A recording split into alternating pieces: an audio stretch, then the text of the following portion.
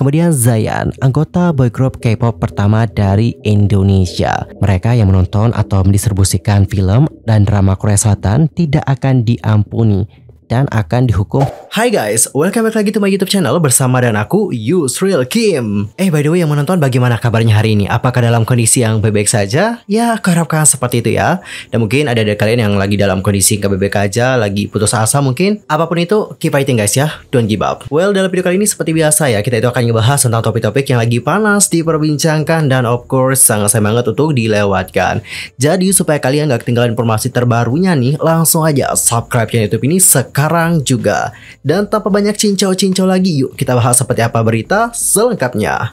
Di berita pertama, kita akan membahas tentang apa kata media Korea tentang Zodiac. Teman-teman tahu gak sih, di saat aku mencari informasi tentang Zodiac nih, aku nemu beberapa artikel yang sudah dibuat oleh media-media Korea, terutama ketika Zodiac ini melakukan debut showcase mereka. Dan untuk media Korea itu sudah mengunggah foto-foto dari member Zodiac dan juga memberikan pendapat mereka tentang member-member Zodiac. Dan coba kita baca seperti apa pendapat-pendapat dari media Korea tentang member Zodiac ya. Untuk pertama kita mulai dulu dari Davin.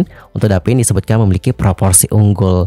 Jadi untuk media MBC memuji proporsi tubuh Davin yang memang sangatlah proporsional. Davin yang lahir pada tanggal 30 Mei 2002 diketahui memiliki tinggi 187 cm. Wow, tinggi banget ya. Dan berat badannya itu adalah 67 kg. Wow, proporsional banget sih memang.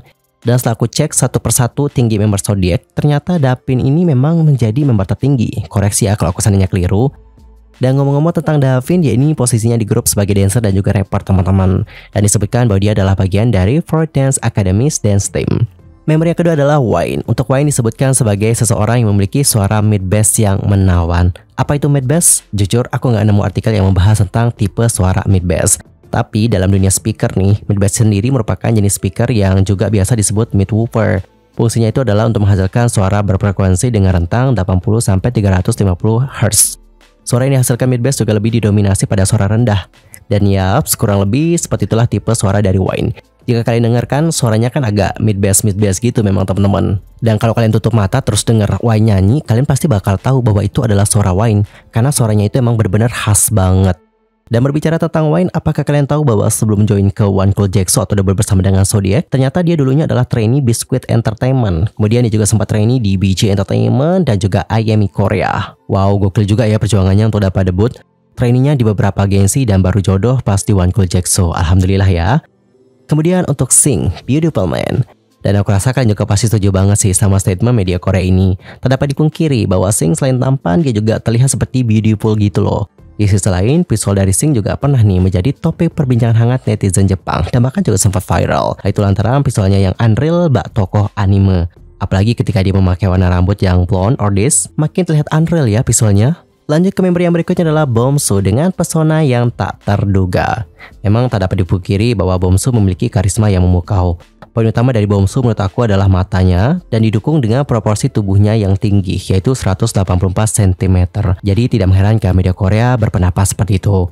By the way, apakah kalian tahu bahwa Bomsu sebelum join Zodiac nih, dia itu hampir debut loh di boy groupnya Climax. Namun sayang proyek debut dari agensi ini gagal dengan satu persatu membernya yang meninggalkan agensi tersebut. Next ke member yang berikutnya adalah Lex, martabat seorang pemimpin.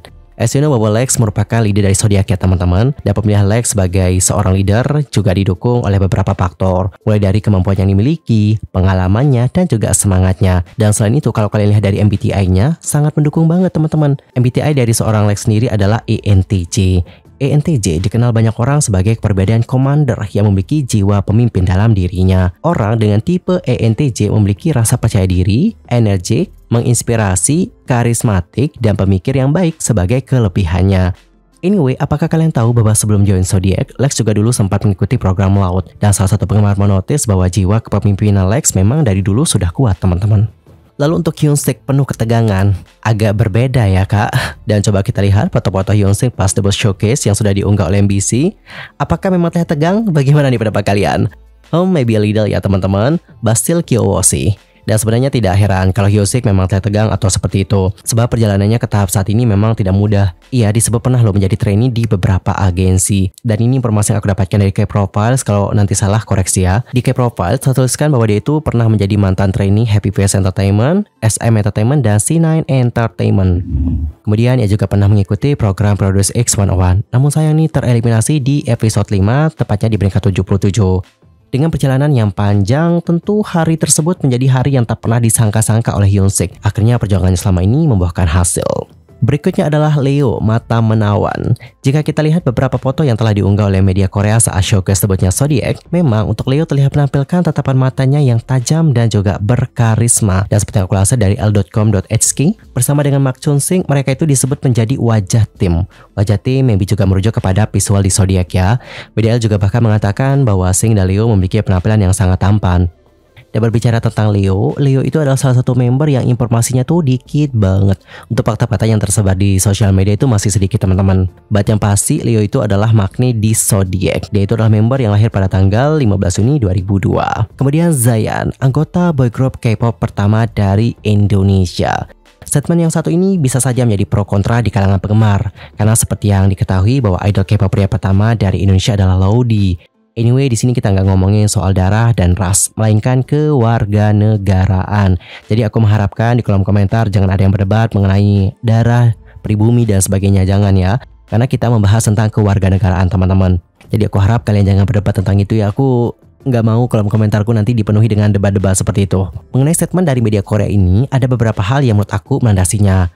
Salah satunya adalah mungkin agensinya Laudy kurang promosi tatkala debut dan juga memperkenalkannya sebagai first K-pop idol from Indonesia. Mungkin kayak gitu ya teman-teman. Aku juga sudah ngulik informasinya lebih dalam. Mungkin aku juga kelewatan atau bagaimana. Aku nggak melihat ada artikel Korea yang memperkenalkan Laudy sebagai first K-pop idol from Indonesia. Makanya aku berpendapat bahwa mungkin agensinya kurang promosi nih, kurang mempromosikannya sebagai first K-pop idol from Indonesia, mungkin seperti itu. Dan perlu kalian tahu juga ya bahwa liputan media itu memang berpengaruh banget teman-teman sebagai bentuk promosi. Bahkan indeks liputan media digunakan oleh Korean Business Research Institute sebagai salah satu faktor untuk pemeringkatan brand reputation. Melalui elemen ini, Korean Business Research menilai sejauh mana idol diliput di berbagai saluran media, termasuk artikel berita, fitur, dan wawancara. Ini juga mencerminkan visibilitas dan kehadiran media dari kelompok tersebut selama periode tertentu. Dan bagaimanakah pendapat kalian tentang hal yang satu ini? Nanti langsung aja ya komen di kolom komentar. Tapi stop berdebat tentang who the first, karena kita patut berbangga dengan mereka yang telah berhasil menembus industri musik K-pop dan juga memperkenalkan Indonesia kepada halayak luas. Baik Laudy maupun Zayan sama-sama baik melakukan hal tersebut. Bahkan keduanya juga kerap nih memperkenalkan Indonesia kepada netizen internasional. Terutama Laudy juga kerap kali diundang ke berbagai saluran YouTube dan juga ditanyakan tentang Indonesia. Amazing kan? And the last adalah Gyeomin, penuh kehangatan. Widih, penuh kehangatan gitu. Anyway, Gyeomin ini juga disebut menjadi salah satu member yang care nih ke member yang lain. Salah satunya adalah Zayan. Bahkan ada fans yang juga sudah memperlihatkan bahwa sejak era debut itu sudah terdapat momen-momen yang menunjukkan Gyeomin care sama Zayan. Dan berbicara tentang Gyeomin ini adalah member yang lahir pada tanggal 12 Desember tahun 2000 dan yang memiliki keahlian khusus nih. Apa yuk keahliannya? Keahlian khususnya adalah memiliki nada yang manis. Dan selain itu dia juga disebut mengambil kelas dance di Joy Dance Academy. Well teman-teman, jadi seperti itulah bagaimana media Korea menggambarkan Zodiac berdasarkan foto saat showcase debut mereka.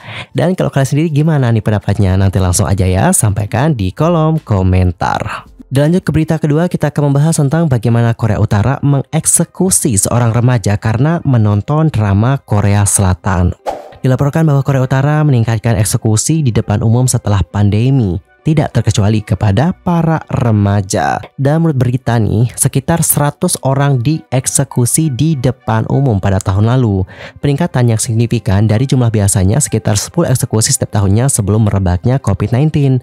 Pada bulan Desember 2020, Korea Utara juga mengeluarkan undang-undang yang melarang menonton atau mendistribusikan semua konten media Korea Selatan, termasuk K-drama dan juga film. Tahun ini, seorang remaja dieksekusi di depan umum nih, karena tidak mematuhi peraturan tersebut. Namun, tidak semua eksekusi di depan umum dilakukan dengan tuduhan yang jelas. Untuk alasan yang tidak diketahui, ada 7 pria dan 2 wanita dieksekusi di depan umum tahun ini, menurut laporan tersebut. Laporan tersebut menyebutkan banyak warga Korea Utara yang menderita insomnia atau afasia setelah dipaksa menyaksikan eksekusi di depan umum. Nggak kebayang juga sih teman-teman kalau kita dipaksa untuk penonton itu ya. Dan teman-teman, ternyata ini bukan kali pertama ada eksekusi seperti itu. Ternyata hal seperti ini juga pernah terjadi di tahun sebelumnya. Nah, berdasarkan informasi yang aku dapatkan dari cnnindonesia.com, pada bulan Oktober 2022 yang lalu, ada 3 remaja Korut yang usianya adalah 16-17 tahun dieksekusi mati di hadapan publik. 2 remaja diantaranya dihukum mati lantaran ketahuan menyebarkan film Korea Selatan. 2 remaja yang dieksekusi ketahuan yang menjual thumb drive yang berisikan konten film dan drama Korsel yang diselundupkan dari pasar lokal. Mereka dieksekusi dengan cara ditembak di sebuah lapangan terbang kota hiasan di wilayah utara Korea Utara. Dan usut punya usut, aktivitas keduanya ini tertangkap mata-mata.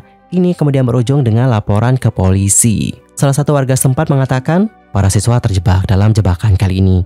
Pihak berwenang menempatkan siswa remaja di depan umum, menghukum mati mereka, dan segera menembak mereka. Pemerintah Kim Jong-un menyebut yang dilakukan sebagai hal jahat.